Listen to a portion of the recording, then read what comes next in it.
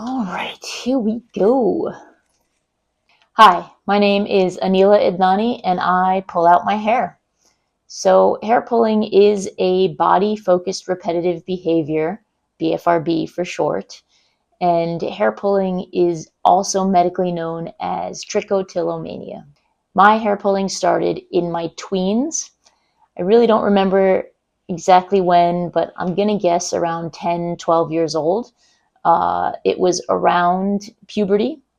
It was also around this time in science class where the teacher pushed in the TV cart and we watched videos about microscopic organisms. One of these microorganisms that was featured was a mite that crawls in your eyebrows and eyelashes. Now, my eyebrows were very bushy at the time, and so that whole educational series that we watched just brought attention to that area, and I started immediately playing with my eyebrows and eyelashes during class in that moment. And so that's part of how I started hair pulling. I also believe that puberty was another trigger for my hair pulling as I started pulling my pubic hairs when they started growing in. And it was just something that felt good. It wasn't anything that hurt. It wasn't anything that people could see, so I wasn't feeling scared or ashamed about it.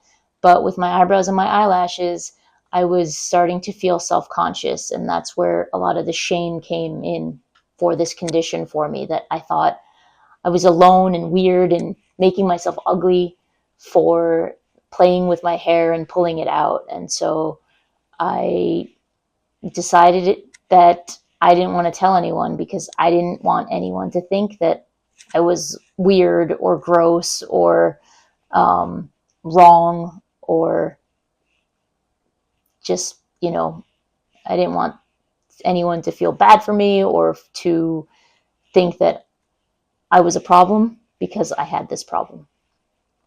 One of the lowest moments of my BFRB, so actually before that even, so my BFRB started kind of in elementary, middle school-ish, and then it got worse in high school when my father fell sick with cancer. So for my whole 4-year trajectory, um, he was in and out of hospitals, we were in and out of hospitals, and we were very focused on his physical care.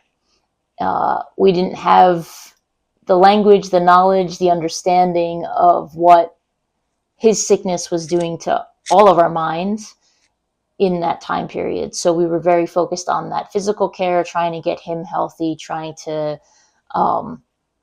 work with the doctors in this new world of cancer. And I was young. I was in high school, so I wasn't even part of any of that stuff. I was kind of kept out of it, and that kind of that unknowingness of what was happening, as well as just feeling very alone in it all, contributed to me pulling out, contributed to me pulling more during high school times. And then, of course, college, etc., just sort of ebbed and flowed. When things were good, things were good. When things were bad, things were bad. But one of the lowest moments really was about 12 years ago. I was pregnant with my first son. So again, the hormones.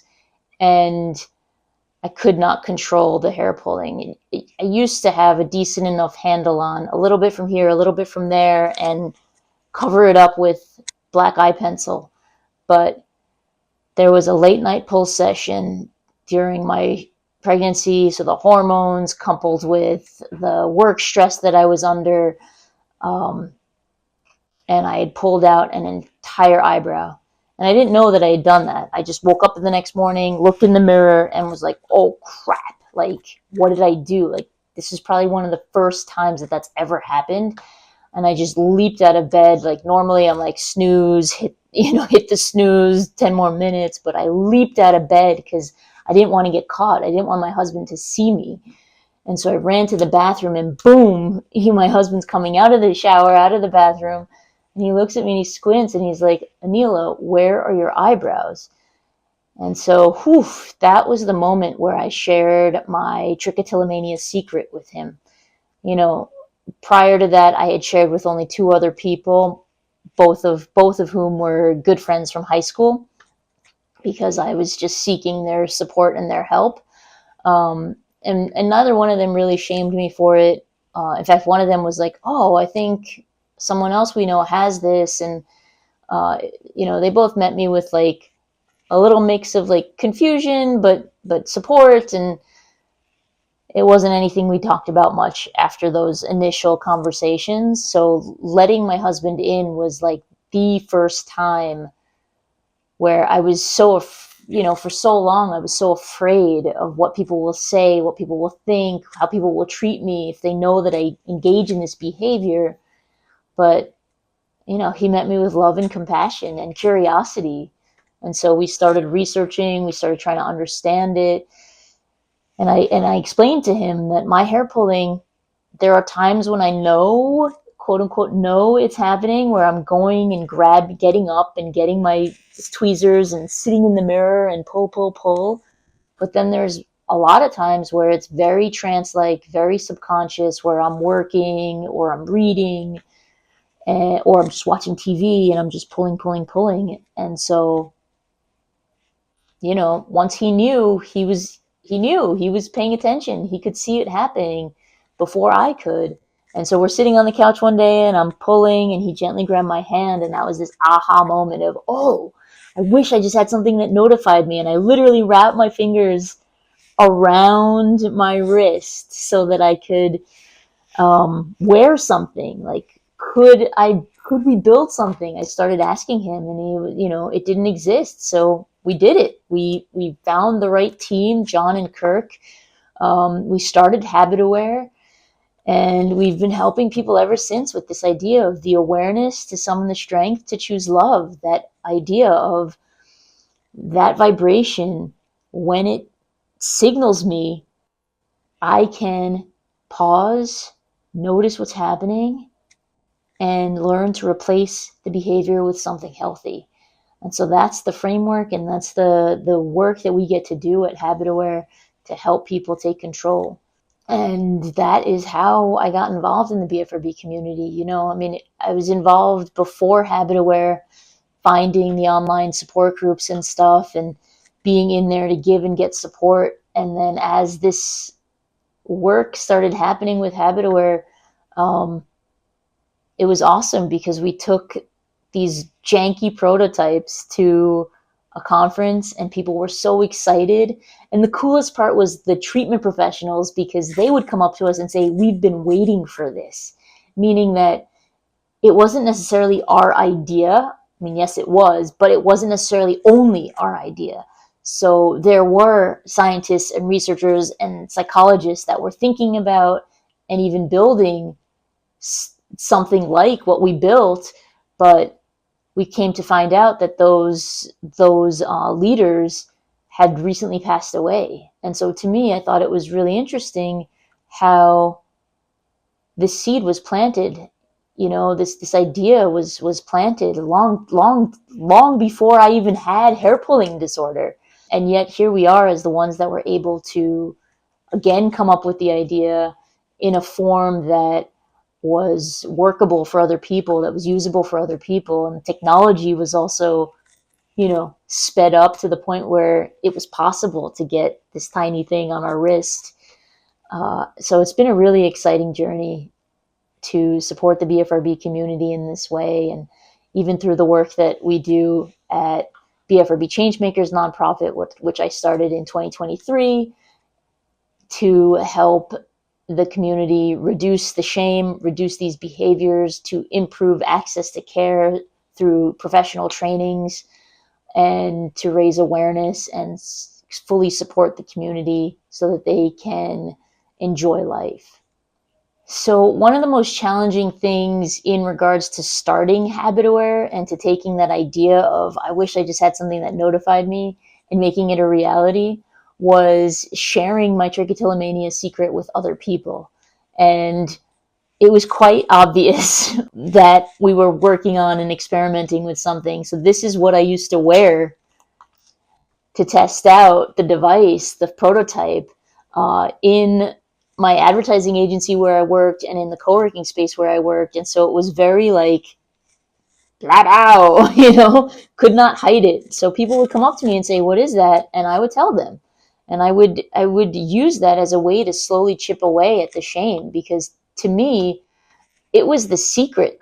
It was the hiding. It was the nervousness and the fear of, can someone see that, my eyebrows are drawn on, or can someone see that all my eyelashes are missing? Like that secret, harboring that secret, is part of what made me sick, is part of what pushed that cycle of discomfort and then needing to pull as a way to self-regulate, as a way to self-soothe, and then boom, back into that cycle of, oh my God, I just did this to myself. What's wrong with me, Anila?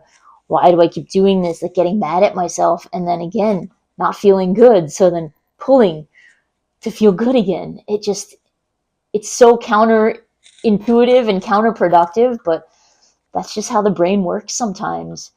But yeah, the hardest thing was telling people, I pull out my hair and I'm trying to build something, and can you help me, or do you know someone that can help me? I had to share that with so many folks in the Minneapolis, Twin Cities startup community to get this idea off the ground. And that's how we met John and Kirk, our two technical co-founders, whom we couldn't have done this without them, right? And so there's something there about our secrets make us sick, and our secrets are the cause of our shame. And if we can let them go, if we can let those secrets go, it chips away. It doesn't allow it to have power anymore. And then we care less what other people think. So the most challenging thing in regards to my hair pulling has really been understanding how to stop. And really, that means it's not about stopping, understanding that it's not about stopping, that it's about learning to take control. It's about learning to manage.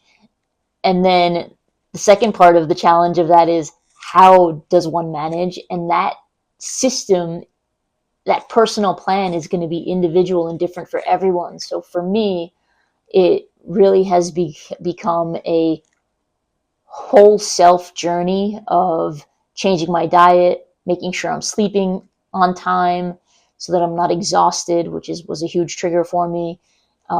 Making sure I'm well hydrated, making sure I'm taking breaks at work. So really shifting my lifestyle to help keep my hands at bay. And by basically teaching my brain, like, hey, we don't do this. We take care of ourselves in healthy ways. And that could be going to sleep on time. That could be drinking water while I'm working. That could be stretching, or taking a get up, step away from the computer break during my work day. But that was the biggest challenge, was trying to figure out what is right for me in the moment. And it was challenging, but it was also fun, because it was a beautiful way for me to really learn more about myself and what I need. What's been the most rewarding thing about sharing my hair pulling? I mean, that's a no-brainer. It is the ability to help thousands and thousands and thousands and thousands of people change their lives. Like, not a day goes by that Team HabitAware doesn't receive an email or a Facebook comment or, social media comment about how we have helped change their life, and how we have helped change their mindset, changed what their hands do now. And I mean, finding purpose in that pain that I had as a child has been just absolutely, the most joyous thing I can think of, aside from having my two kids and building the family that we're building. Because it's really allowed me to hone in on my gift to the world. And that is to help people learn to use the awareness, to summon the strength, to choose love, not just when our hands are doing something we don't want them to be doing, but in everything. And it's hard, and I'm still working at it, but life is my teacher, my kids are my teacher, the traffic is my teacher, and every day, little by little, I feel like I'm getting closer and closer to learning how to slow down, notice, pause, and choose the next right best action, not just for me, but for others around me. That idea of do no harm, that idea of we're in this together. So the BFRB, the hair pulling, the skin picking, nail biting, that is about doing right by me. And then as I take this methodology and this system out of the BFRB world, it is how can I use this to be and lead and act with love. With behaviors like hair pulling, skin picking, nail biting, oftentimes it comes with the physical damage, the, bald spots or the skin infections or the bleeding nails. And that in turn leads to shame. Not just the physical damage that's done, but also this inability to stop, to control it. Like, it's our hands, but it's not our fault, but we think it's our fault, and other people see it as our fault. And so that all contributes to this like mix of guilt and shame, like, and negative self-talk. So it's like we are bullying ourselves inside our minds, like, ew, Anila, what's wrong with you? Why can't you just stop? But then also we're getting it from external, from maybe family, friends, and the way to shatter it is to let them in